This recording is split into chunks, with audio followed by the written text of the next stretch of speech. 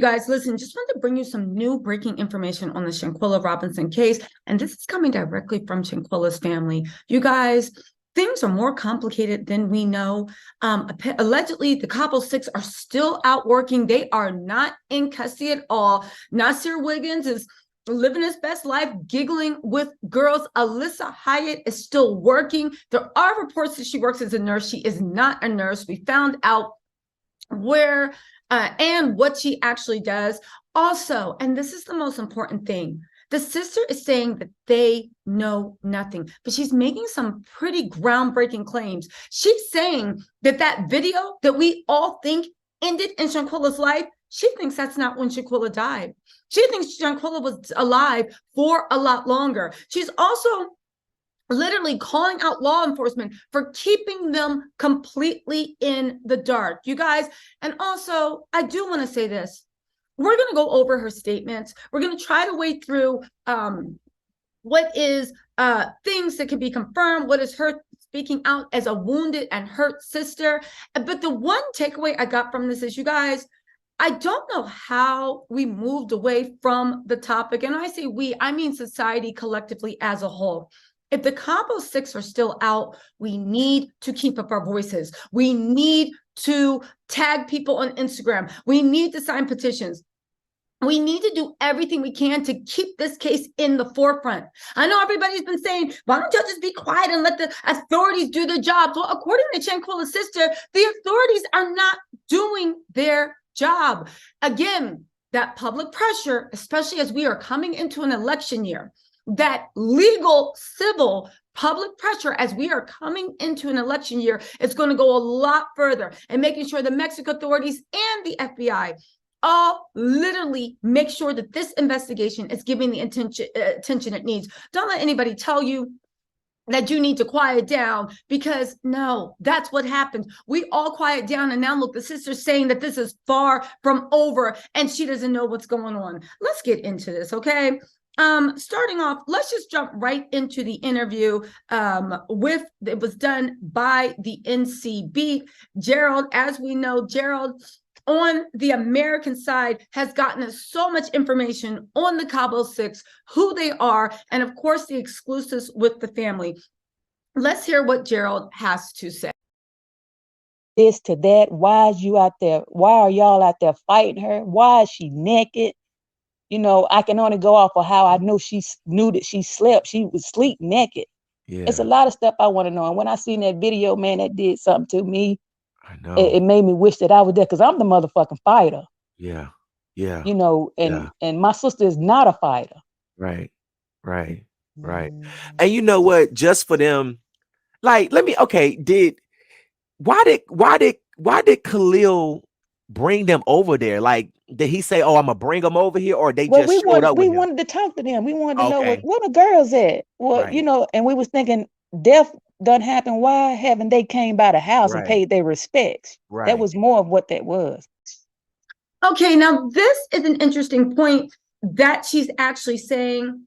She wanted to know where were the girls. They all were asking that. So another important piece of information: Winter and Dejanay were bought over by Khalil. Khalil did not bring them over at first. They asked, where are the girls at that were on the vacation?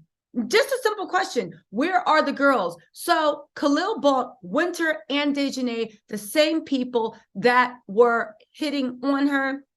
But let's continue. And then we wanted to know what was going on, because we got phone calls saying, no, it was no alcohol poisoning. They was fighting her. They was over there jumping on her. And we got all kind of phone calls. I don't even know. And some people we didn't even know. Right, right. So whoever was over there or who was on. So this is also important to know. When we heard the interview with the mother, we understand when they get the interviews, they are just speaking off of pure emotion. So a lot of times things won't add up, because people are saying, who said this? Somebody said something very, very good. Let me just make sure I quote it right. They said it's like Matthew, Mark, Luke, and John in the Bible. Everybody was there, but they're just telling it from different perspectives. So I know a lot of people have been like, oh my God, the family's not even on the same page, because they're all speaking from different perspectives. Okay. That's important to know. But let's keep going. That They FaceTime. don't they got back and Word already started got out. talking. That's the problem with this generation. You know, you pull out your phones to film everything. Yeah. Yeah. And that's what did it. And we just waiting. It's got to be another part to the video, because that didn't cause her death.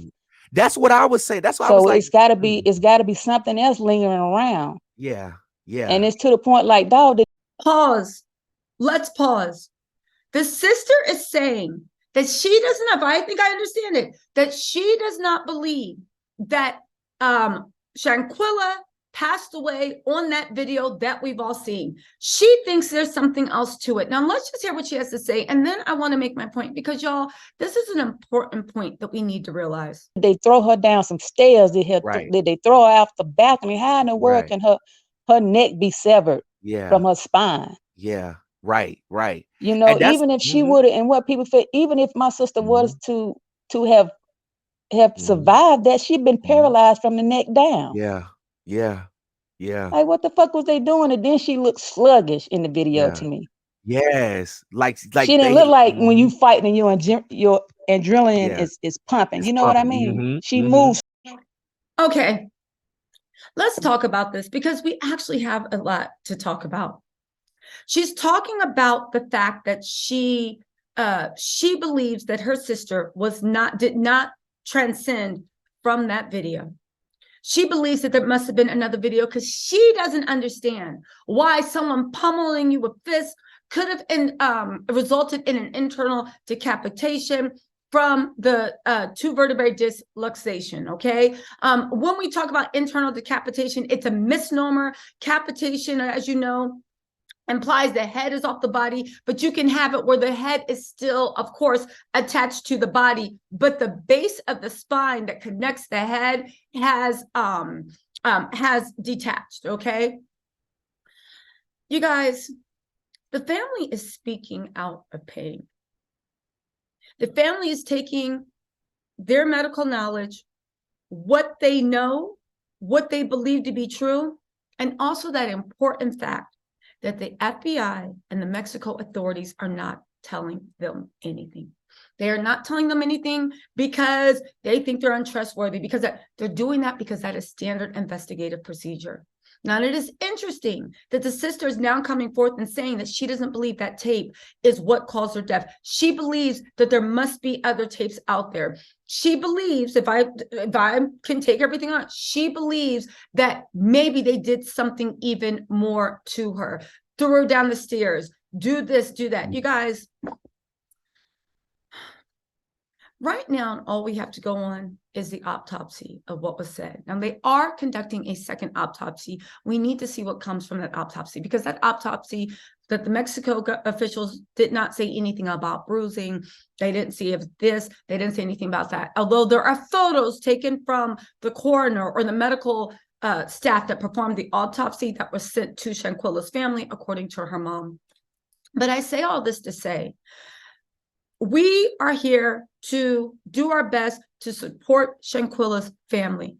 We are doing our best, and by supporting them, because we do not know them personally as a whole, we are trying to keep this case out in the public. The family is not getting all the information. According to them, they are getting no information. There were talks that if there was something going on in the investigation of Worth, that the family would be the first to be notified. That is not true. And again, I just want to walk everybody through this before we do a full recap of the interview, because there's other stuff she said that we need to talk about. The FBI and the Mexico government, well, not the Mexico government, but the FBI is not representing the family. They're not doing this on behalf of the estate. The FBI is doing this on behalf of the American people, of society. The FBI does not have to share anything with Shanquella's family. I know, don't shoot the messenger. It is so frustrating. When you look at the Ohio murders, or it's the Idaho murders, it slips my mind. The family's going crazy because the FBI and the local enforcement is telling them nothing, even though it's their daughter. And they paid for some of the things in the investigation. They're telling them nothing. Why? Because when something bad happens to someone, when the state or when the federal government gets involved, they are doing it on behalf of society. Granted, your loved one's death or hurt or robbery, whatever it is what motivated the case. But even if Shanquella's family was to go tomorrow and say, you know what? Drop the charges. It's cool. The feds will look at her and say, we can't do that. This is for your family, but it's also for society. Okay, we cannot have murderers walking around. We cannot have people that brutally beat people, rob it. We can't just have them walking around in open society. So even if you don't want to take this case any further, we are operating on behalf of society. This is the U.S. government versus the Cabo Six, not the U.S. government on behalf of Shanquella's family. That is a misnomer of the way justice works. And that's not to say anybody's wrong on what they're saying, but once you realize what that misnomer is, it lets you know why the government is not sharing information. And it lets you know, right, that yes, her family will be notified once she is officially arrested. She must be on Mexico soil to be officially arrested. But it's none of the family's business from the eyes of the law that they're updated on alibis, on who is cooperating. It's none of the family's business who went and gave statements to the police. It's none of the family's business who's been questioned. It's none of the family's business what they said. Look at the Ohio or the Idaho. They're mad that the police won't even say, well, can you tell us who the alibis are? And the police are like, that's none of your business. And again, please don't mistake what I'm saying. This is nothing against, they're not doing it against Shanquella's family, but I think people could really understand why they've been kept out in the dark, to understand they are not entitled to any information. It's disgusting and repugnant that a grieving family cannot get little key information. Morally, it's disgusting that they are keeping everything that they are doing secret from even the people that they're most. Morally, it's repugnant and disgusting. But from a legal standpoint, this is business as usual. And as soon as we all start realizing it, I think we'll kind of understand the way the case is going. Just to let you know, I am going to have a law specialist, specializes in extraditions, criminal law, to kind of answer all these things and really actually outline it. But you guys, this is so important for us to know and for us to remember. They're not representing the family. They're representing it's the people versus them. When you get up on trial, it's the people versus. So the family's not entitled to know anything. Yes, when she formally lands down and she goes on an arraignment, the Mexico government may notify the family. And I know that they'll notify the family before they notify the press. The press is the public. But until there is a new development legally in the case, something solid, the next development that can happen is the people being arrested on Mexico soil. So they're detained here, but they have to be flown to Mexico soil. And once they are on Mexico soil at the border, they'll be arrested. Once they are arrested, they'll be notified because legally that's the next development. So do they have to tell the parents if somebody is under provisional arrest or detained, waiting to be shipped over? No, because that's not a legal development. Not for the public to know, not for them to know. And as much as they are the family, they will be privy to information first, but only the information that the public is privy to. Do you see how that works? Yeah, you'll hear it first, but you're not going to hear anything special. You're only going to hear so the public does not know who was questioned, what they said, who's detained, who's under provisional arrest, who they think the big suspects are, where they're moving in. If the public is not privy to that, then the family will never know that. They are notified first, but only what the public is privy to, if that makes any sense. Let's get into the rest of this interview because she went into some stuff, right? She said that they didn't eat when they came to the wake and funeral. She said that the girls came Tuesday night. They think that he was some type of spy. The girls only came one night. The rest of the nights Khalil came, And then Khalil came with his mother. They think Khalil came with his mother because Khalil was like really, really scared about what was going on. And they said one day he was supposed to come, but he didn't because his mom said she had to take him to the hospital because he had he was going through it, stomach pain, something or other. They think it's because Khalil was being eaten up. They talk about the relationship with Khalil. They went to Vegas with 10 of the cousins. Khalil seemed so nice. One of the family members was like, yo, something about their story isn't adding up. And Shanquella's sister, her name is Tequila. They call her Quilla. Shanquella's sister, Tequila, was saying, yeah, you know, she was like, no, but you don't understand. Like, you're making too much of it. That's how much trust and faith she had with Khalil. Yeah, she said she wants everybody to stop literally going in on them about not crying. The fact that they didn't cry, that's just the way they handle grief. Okay. I don't understand that. I didn't even know that people needed to see them cry. Anyone that's been through anything deep, whether it's losing a loved one, whether naturally or by, knows the way you grieve is the way you grieve. That's why when you see people grieving, you just got to give them a pass. It might not be the way you do it, but that's the way they do it. The fact that they were raised to be strong and stoic.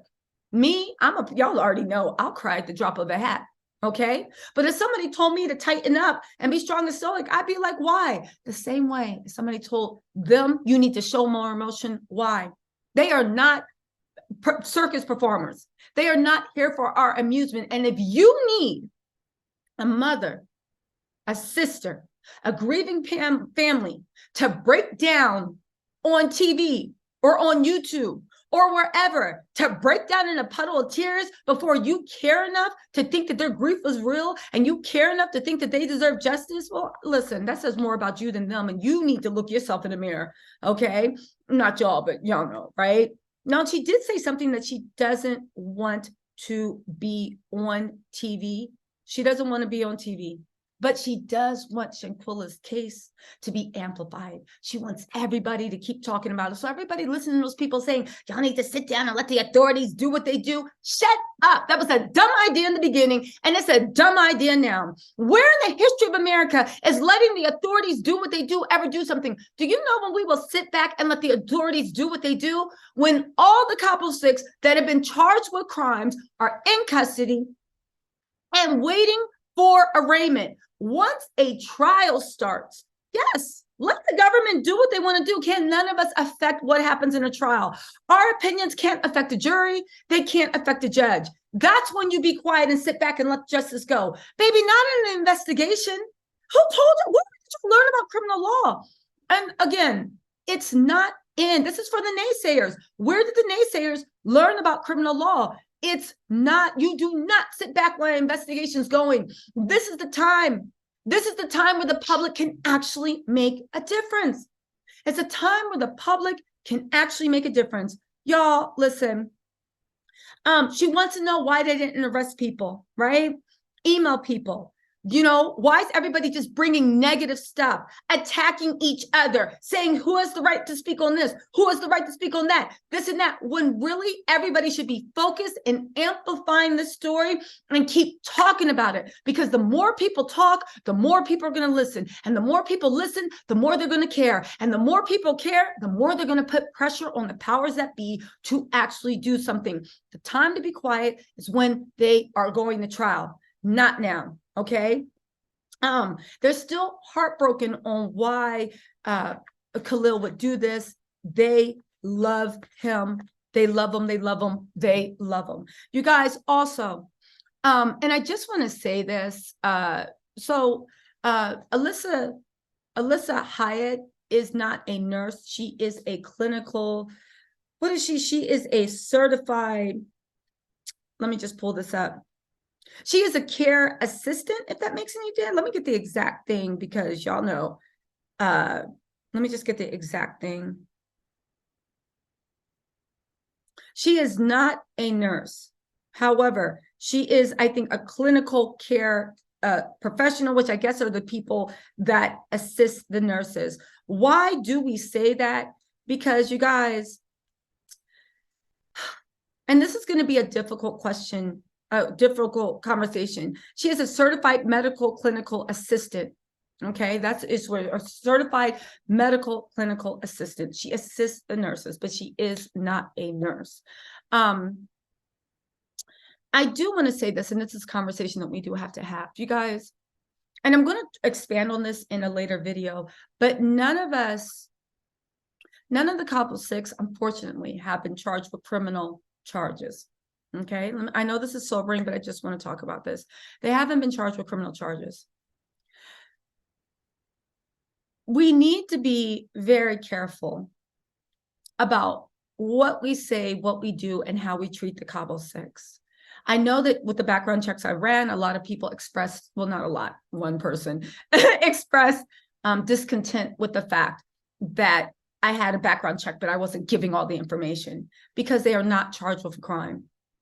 And let's keep sight of the fact that it is illegal and there are legal consequences to doxing people that have not been charged with crimes. There is a consequence to calling for people to touch them, to seize them, to do more than just think about how that's not fair. There are legal consequences. And I'm not telling anybody what to do, but I am just saying this isn't for the safety of the Cabo 6. This is a safety for normal people. This is safety for anyone that might be thinking about doing too much. Okay? There are ways we can make a difference, but encouraging people to actually take action, physical action, is not the way. And again, I don't do this to protect the Cabo 6. Who cares about them? I do them. We already saw what happened in Mexico. When people do things, it's just like, are you thinking about your future? Now, I'm not comparing what Dejanay is accused of doing, but I just want to caution everybody that these people have not been charged. And if they so choose to come back and apply legal pressure for people that falsely accuse them of doing things, which could be said to be speculation, fine, all right? That's not really an issue. But the people that, if they get hurt, the people that encouraged people to hurt, there is legal consequences to that. You guys, we have valuable tools in public pressure and public opinion, okay? Let's use those tools. Anyway, I'm going to expand on that in another interview. I actually have to go get ready for the interview with the lawyer and the legal professionals that we're going to have talk about this. The videos will be up, you guys. This is going to be a heavy upload day. A lot came out. Anyway, y'all, let me know what you think in the comments, and I will talk to you later. Bye.